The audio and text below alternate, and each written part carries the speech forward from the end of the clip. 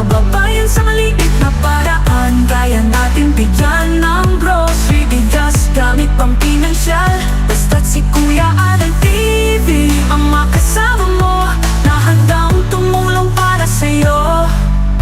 Mapagpalang araw pa mga ka-business, mga kapatid. Sana po'y nasa mabuti po kayong kalagayan. Panibagong araw, panibagong reaction po tayo. Pasensya na nga po pala kayo at tayo medyo na-delay sa mga reaction video ng Ka-Business Family. Babawi po tayo. Kung bago pa lang po kayo sa aking channel, paki-subscribe naman po. Ka-Business Official, Ka-Business Family, Mrs. KB Official, Papa Dins TV, at ang mga kagwang at ang mga kasama kong reactor. Pasupport din po Anime Reactor TV. Patuloy po natin siyang suportahan. Si Ate Bebang na po ang nagamit ng account na yan. Sa mga hindi pa po nakaka-subscribe sa kanila, sa kay Anime Reactor TV, paki-support po. Paki-support na rin po sila Nika Marimix Vlog, Bernalyn OFW Kuwait, LB OFW Abu Dhabi, Nana Channel TV, Wonders of Heli, Manny Sibilyar, Amelito Pontilla Vlogs, Pretty My 143, Melly K Vlog, Rich NC TV, Kuya Au Vlog 04, Kalias Bobis Official, Kaptia Adventures, at pakisuportan na rin po natin si Tatay Ferdinand kahit wala po siyang YouTube channel. Isa po yung tinuturing naming ama sa Ag-OYT. Sama na rin po natin ang sila Ma'am Lenny 24, si Ma'am Nerissa Artiga, pati po si Ma'am Julie Retuta. Hindi ko masyadong ano yung channel niya, pero may channel din po siya. Si Ma'am M. Scord. Yan po yung mga salamat sa inyong lahat. Panoorin po natin yung video ni Kuya Bong about kay Kayla nung pangalawang balik nila na nagyaya si Kuya Bong kumain sa labas. Panoorin po natin to.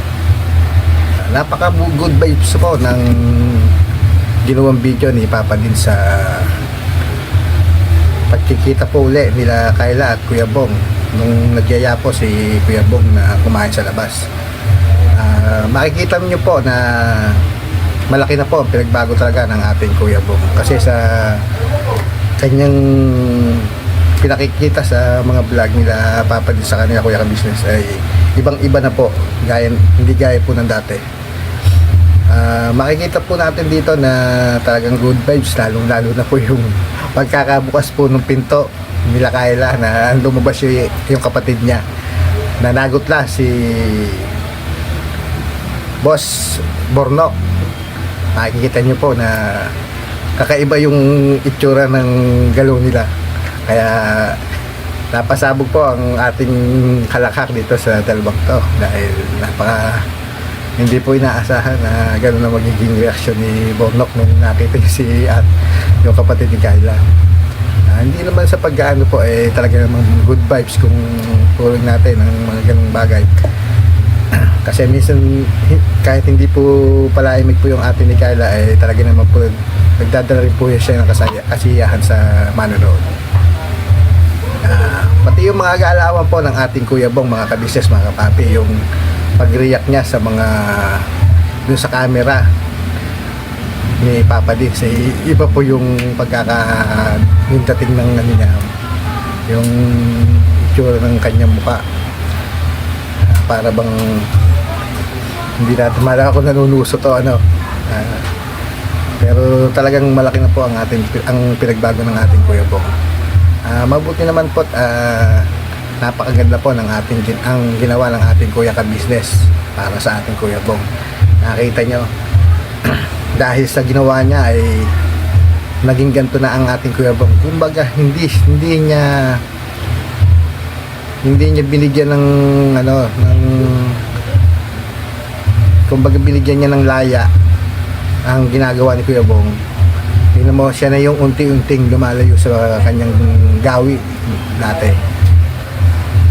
Kung inyong mapapansin mga kamisis, mga papi. Kaya pati lagi pa natin nakikita si Kuya Bong sa mga vlog ngayon ng ating kuya ka business, pati nila Papa Dins. Hindi na gaya ng dati na talaga na maghahanap sila sa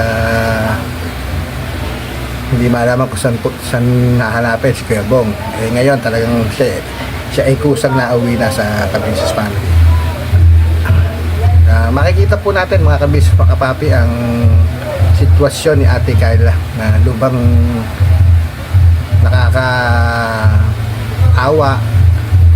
at malaki na po yung nawala sa kanya mula nung pinag-imusyon ko ni Papa Dins. Mapapansin nyo po nung araw na nung pinapagamot pa si Papa Dins, nakita nyo naman ang itsura ni Kyla. Ang laki ng pinagbago kaysa ngayon. Mas pumayat po siya ngayon at naubos na po yung kanyang buhok. Hindi gaya nung araw na makita nyo naman po ang gandang babae ni Kyla nung naka-recover siya. Ngayon talagang hagad na hagad po yung kanyang itsura bago parang malayo yung kanyang iniisip. Nakakaawa naman po talaga si Kyla. Pero sana po naman ay sa tulong ng ating Kuya Bong ay mapagamot na po siya at mabigyan ng pagkakataon ulit na makarecover. Mapapansin niyo rin po sa mga tanong ng ating Kuya Bong na talagang hinuhuli niya at tinatanong niya kung sino yung laging nasa isip ni Ate Kyla, na kung ano yung o bakit siya nagkakaganon. Inaano niya ni Kuya Bong at parang eksperto sa ano talaga, sa doktor, sa psychiatrist dati nga ng ating Kuya Bong. Pero sa sumampalad wala naman talagang ganyan po talaga ang may mga diferensya sa pag-iisip. Kumbaga wala na po sa kanda yung mga pumapasok sa isip nila. Kahit tanongin mo ng tanongin wala po silang masasagot. Mga ka-business, mga kapapi, sana naman po ay mabigyan pa uli ng pagkakataon ng Ate Kyla na maibalik yung dating ginawa ng ating idol na si Papa Dins na balik yung katinuan ni Ate Kyla saka yung pangangatawan. Sana po ay suportahan po lagi natin ang ating Papa Dins TV dahil tuloy-tuloy po ang kanyang ginagawang pagcha-charity. Kung mapapansin niyo po, talaga pong puro good vibes po ang kanyang hatid. At sana po naman ay kung mapapansin niyo rin po kay Ate Kyla na dati tinatanong nila Papa Dins na ibebenta na yung kalangan niyang kalakal, ayaw sumagot, parang ayaw niya, galit siya. Makita niyo po kay Kuya Bong, isang salita lang ni Kuya Bong, ibibigay pa po ni Ate Kyla yung kalakal kay Kuya Bong. Ganyan po kalakas ang ating Kuya Bong kay Kyla. Sana naman po ay tuloy-tuloy po ang kanyang pagsama sa mga yung paglabas-labas po nila Kuya Bong at sa kanila Papa Dins ay sumama na po si Ate Kyla para po naman lagi siyang makausap, kasi isa rin po yan sa nagtitrigger sa kanya, yung laging walang kausap. Masama pa nga po dyan yung mga sinisigawan, ganon. Yan po ang isang dapat po yan ay laging yung unawain, yung ganyang may sakit na ganyan, at huwag yung pakikitaan ng nagagalit kayo, lalo po siyang nadidepress at kung ano pong naiisip. Kaya mapapansin niyo po nung paghiwalay nila Kuya Bong at ni Kyla ay malungkot siya, di ba po? Tinatanong pa nga po nila Papa Dins kung bakit.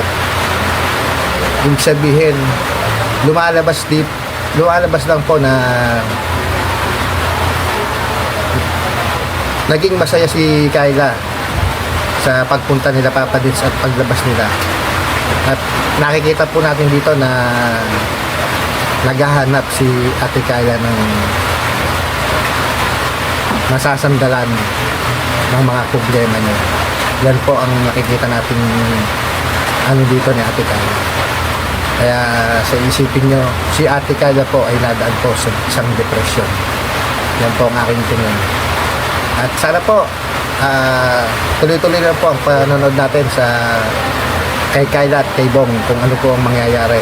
At sana po magtuloy-tuloy na po ang kanilang handling para naman po si Ate Kyla ay gumaling na at sumama na rin po at magpaturok sa doktor. Siguro po hanggang dito na lang po ang aking video. Maraming salamat po sa mga viewers, mga silent viewers, mga subscriber po na walang sawa pong nanonood sa mga video ko. Siguro po hanggang dito na lang po at maraming salamat.